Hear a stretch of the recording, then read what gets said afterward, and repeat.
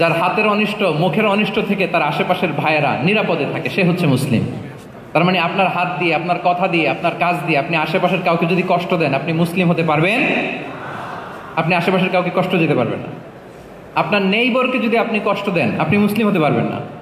আপনি অন্যের প্রাইভেসিতে যদি ইন্টারফেয়ার করেন, কারো প্রাইভেসি যদি ভায়োলেট করেন, আপনি ভালো মুসলিম হতে পারবেন? কারো পার্সোনাল স্পেসে যদি আপনি নাক গলান, আপনি যদি ইন্টারফেয়ার করেন, তাহলে আপনি ভালো মুসলিম হতে পারবেন? অন্যের অধিকারের ব্যাপারে ইসলাম আমাদেরকে সচেষ্ট থাকতে বলে। ইসলাম বলে ওয়ালা তাজাসসু, খবরদার খবরদার গোয়েন্দাগিরি করো না, কারো পার্সোনাল স্পেসে নাক ঢুকিও না। যেটা তোমার ইস্যু না, যেটা তোমার বিজনেস না, ওখানে তুমি কভু যাবে না। কিন্তু আমরা এগুলো ভায়োলেট করি, দেদারসে, কি বলেন, করি না?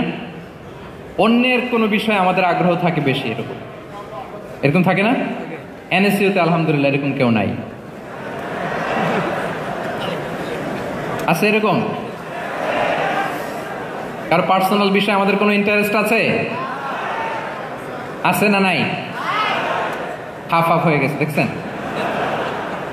আচ্ছা, অন্যের পার্সোনাল বিষয় জানতে খুব মন চায় কার কার, দেখি।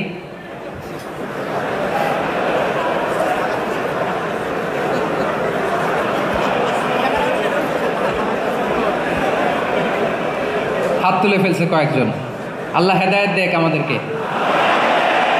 আচ্ছা, অন্যের পার্সোনাল বিষয়ে নাক গলায় না, এরকম কারা কারা, দেখি।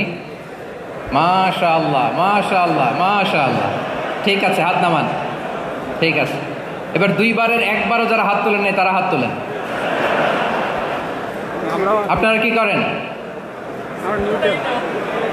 আচ্ছা, তাহলে অন্যের পার্সোনাল ইস্যুতে আমরা আজকে থেকে নাক গলাবো, আমরা ভুল করে ফেলি। ইনশাল্লাহ আমরা এমনটা করব না। আমরা আসলে খুঁচিয়ে খুঁচিয়ে তার পার্সোনাল বিষয় জানতে চাই। বিশেষ করে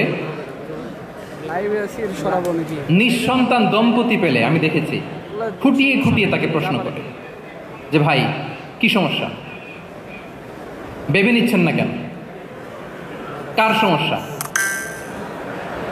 আপনার সমস্যা না ভাবির সমস্যা? আর বেটা তোর কি সমস্যা সেটা বল।